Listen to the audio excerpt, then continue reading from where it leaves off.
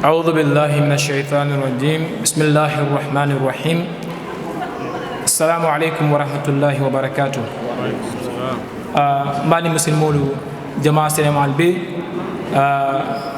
نسالكو لا نستنتم برنامج نينا سانكنا بيون نينا فنا من ولن نكتو ما ndoku nyola dino la karola member sirin fejang ikafame ko brother Muhammad Hassan Loum abe kato men na dino la karola amanjarin ko be fojang o alada ma beloni wala o kamala naje ko akuma basale pour ka kili nyimbe ngoto jang ay nan kono to dia ay advice ay motivational dinna as young people o kamala mbe wato dilala ay kumo men soto la fa kamen benki pour ndol funding kelem isaje na muna fangla nan tine ala fanan ahlan wa sahlan brother Al Hassan Loum بعد أعوذ بالله من الشيطان الرجيم بسم الله الرحمن الرحيم أصبحنا على فطر الإسلام ولا كلمة الإخلاص ولا دين نبينا محمد صلى الله عليه وسلم وعلى ملة أبينا إبراهيم حنيفا مسلما وما كان من المشركين الحمد لله. I cannot speak in Mandinka, so I'm going to intersperse between Wolof and English, and I'm even very happy when you spoke in vernacular, because we do a lot of our programs in English. We should also speaking in our local languages so that many people will understand. My name is Muhammad Hassan Loum. I'm your brother. First of all, I want to introduce my Imam, my elder brother, my Sheikh, Ibrahim Jaju, who is the president of AGMO.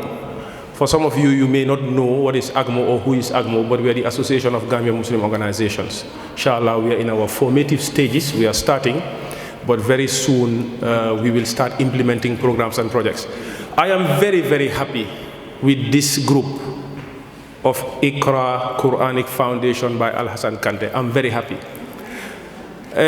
Man lu may wax dafa gàtta advice la suma booba njëkk ak ñëpp bu ma xoolee topic yi first topic bu ma gis mooy importance of seeking knowledge for Muslim women. Gis nga suñ amutee xam-xam ci diine yàlla bii nii dinañ mel ni ñeneen. Tey ñu ngi wax ne Gambia is 97% Muslims. waaye su ko xoolee bu baax a baax loolu nomba la rek in terms of practice diine bi ñu néew ñoo ko def waaye lii yonente yàlla Muhammad sallallahu alayhi wa sallam waxoon na ko wa man ya'ish minkum fa sayara ixtilaafan kathira yéena ma ko gën a xam yéena jàng arab man nag lu ma dee wax mooy man ak suma kotoo fii ñun mag nañ ba pare képp ko xam ne ni dem nga aboo 40 romba nga 40 door nga di màgget waaye yéen nag 25 down you're the youth, you're the future of tomorrow. fuñ nekk nii problème am na ma wax leen ko mu leer de sisters yi nag bugga naa ñu déglu ma bu baax a baax ngeen bàyyi waxtaan bi. yéen a organise programme bi yéen a ñu oo yéen a tax ñu ñëw baalal me ngeen dégg ñu lu baax a baax lu ñoo wax fii. 66.6% of Gambian population are youths. More than half of them are women. The whole world population globally, more than 51% are women. Today, all the campaigns that you are seeing, sister, can you stop the serving until later? Just 35 minutes. I'll be gone. Please. All the campaigns that you are seeing is against Islam.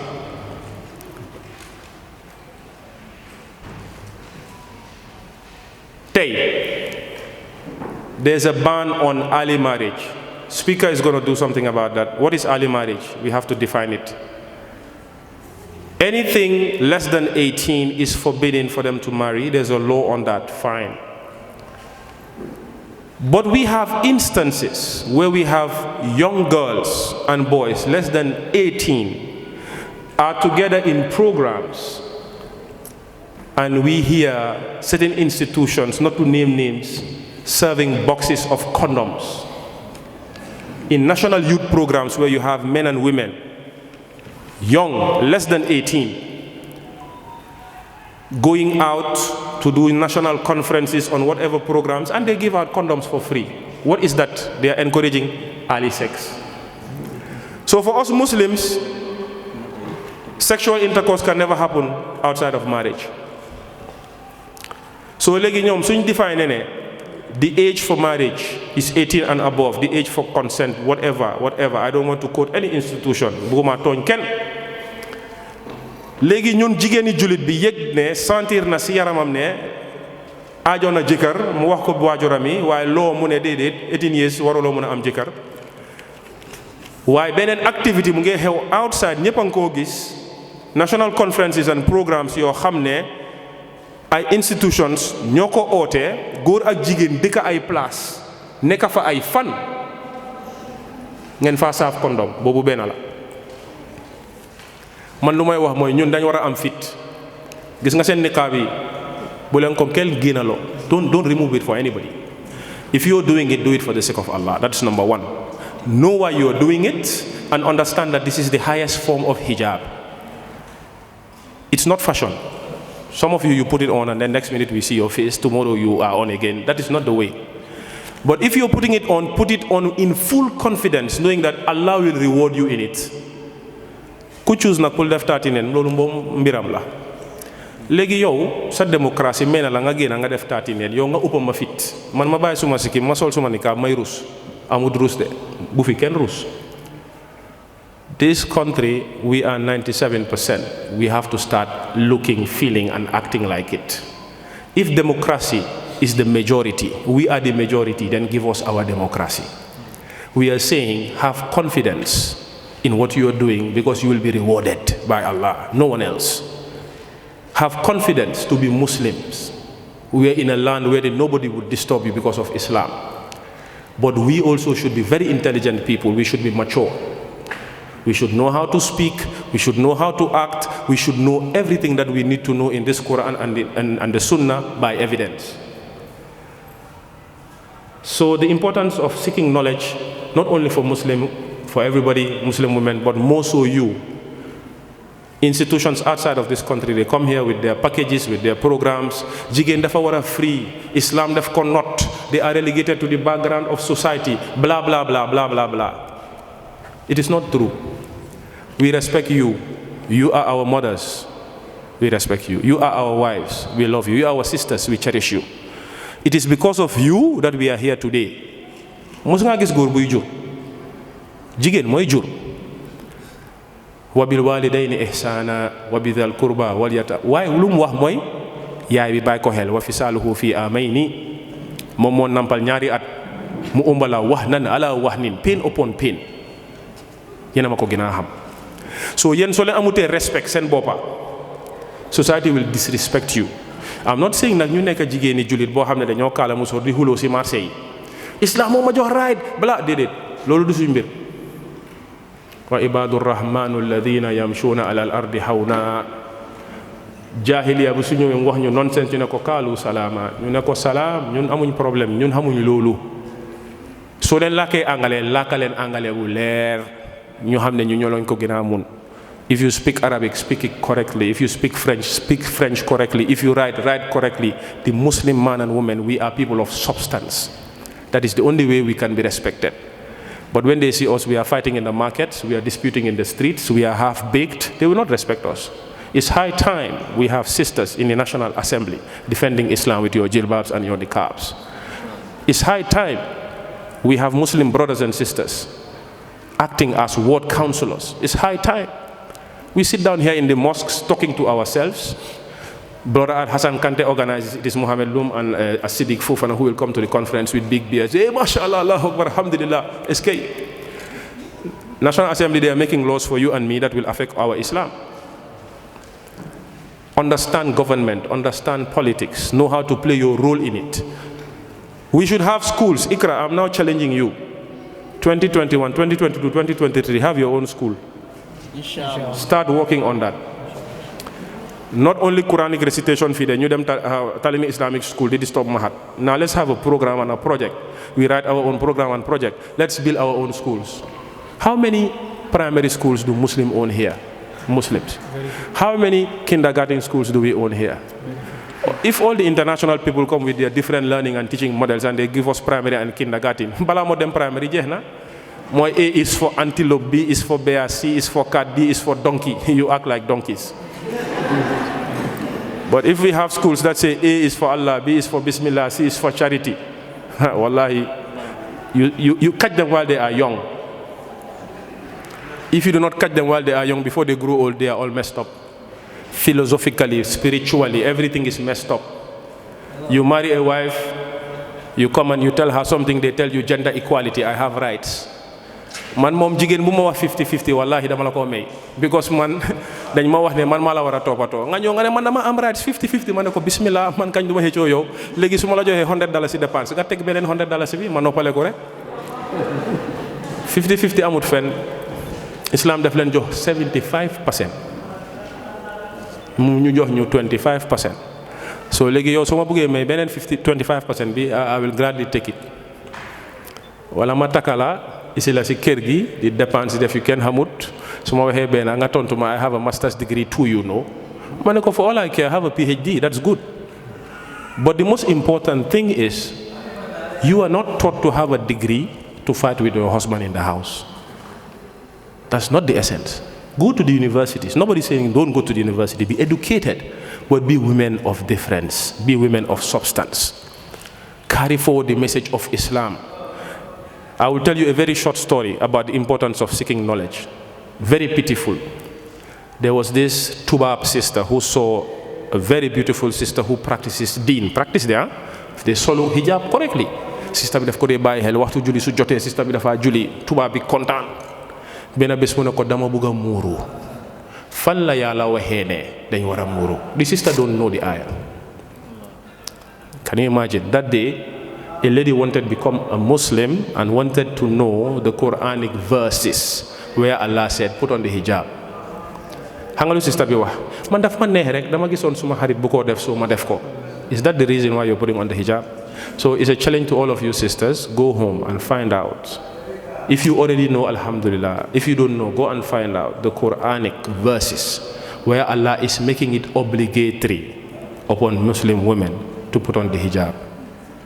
Ya ayyuhan nabi kulli azwajika wa banatika wa nisa'il mu'minina yudnina alayhinna min jalabibihinna dhalika anna yu'rafna fala yu'zain.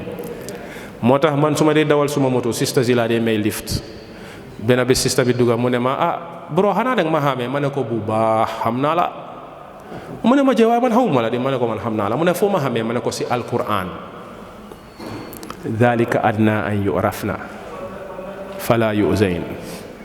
Tell them, O Muhammad sallallahu alaihi wasallam, tell your wives, your daughters, and all believing Muslim women, yudnina alayhinna min jalabibihin.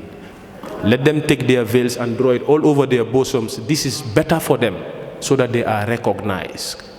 Dhalika adna. You don't know the ayahs? I just said it. And you arafna, so that you are recognized. So sumalawa hene hame nala ayah bobula amin. I don't need to know your name or where you live for me to give you a lift. Put on the hijab. Automatically, you are my sister, you're a Muslim.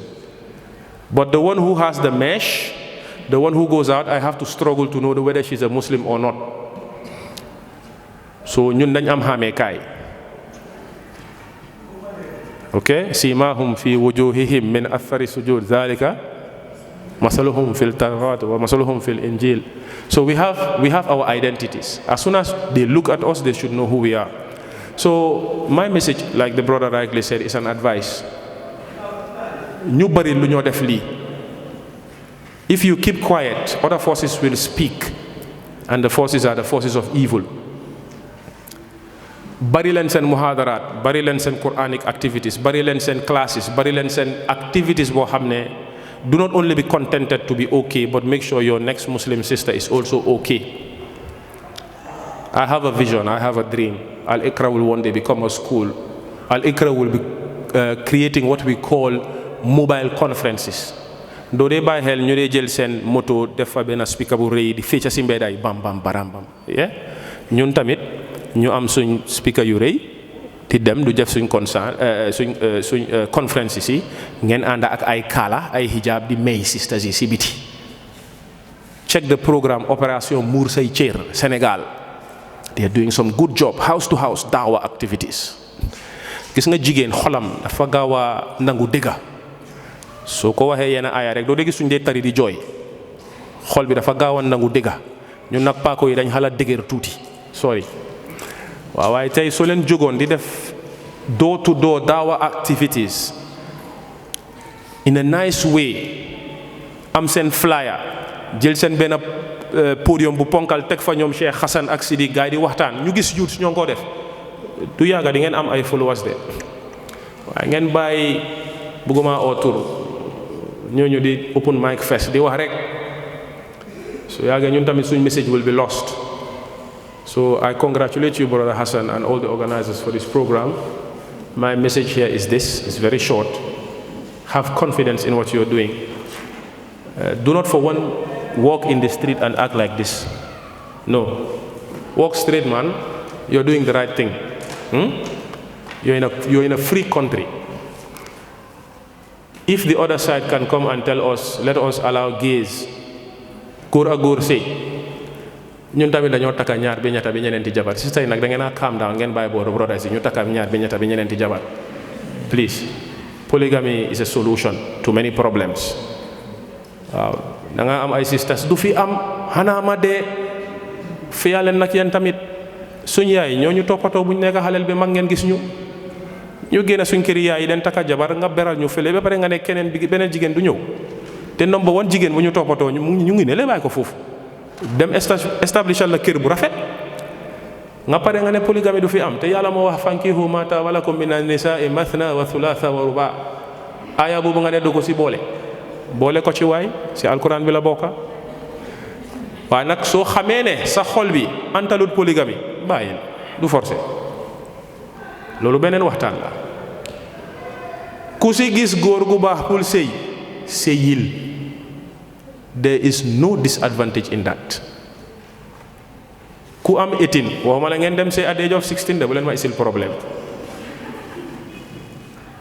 waaye ku yàlla may 18 years nga gis góor bu baax demal go to the front way not the back way, the front door, talk to mommy and daddy, let them interview the brother. If the brother ya ma'arashal shabab man istata'a minkumul ba'ata falyatazawwaj. Don't wait for the brother to have a car or a house or to start earning big salary. No, start with him when he is struggling and then you go ahead. Yanenen yàlla defal jama. We are very happy. Keep it up. Keep it up.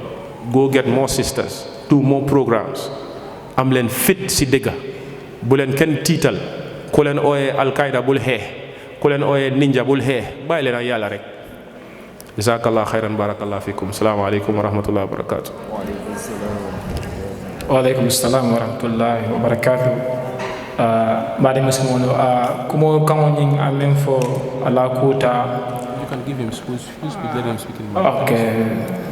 Alomari alay barakuke ay bankiol min bevoja. You stand your ground, especially in matters of principles. Have yaqeen and watch what Allah is going to do. Allah will